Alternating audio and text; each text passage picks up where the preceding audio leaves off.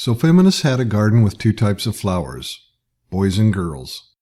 She noticed that quite a few of the girls were underdeveloped, especially when she compared the girls to the boys.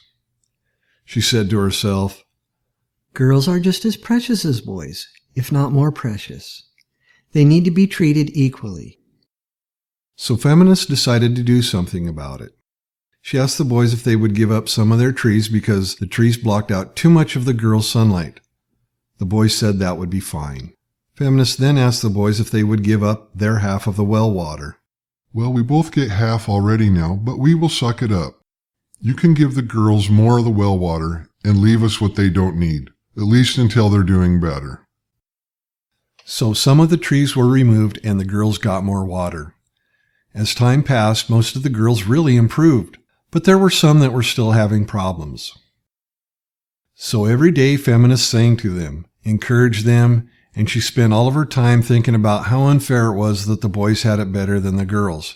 She just kept looking at the girls that weren't doing so well and never checked on the boys ever again. Well, as it turns out, Feminist had one too many trees removed and the boys never got any shade. Also, they were very thirsty because the girls kept getting more and more of the well water and the boys only ended up getting rainwater. Feminist never watered them. Amazingly, the strongest of the boys, they seemed impervious to this stress, but most of the boys were very sick and falling way behind. One day, Feminist did finally look over at the boys, and what did she see? Two boys that were still doing better than most girls. Even though they were right there in front of her face, Feminist did not see that 3 boys were sick and 2 of the boys had died.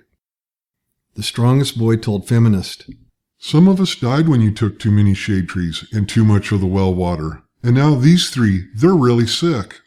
Feminist said, "That's very sad. Well, if you become girls, I will take care of you." The weakest boy said, "We don't want to be girls. We like being boys." Feminist said, "Well, there must be equality." "But most girls are doing better than most boys," protested the weakest. Feminist said, "That doesn't matter. There's still 2 strong boys left. Until they die or you become girls, there's nothing I can do for you. The strongest boy cannot be stronger than the strongest girl. That wouldn't be equal."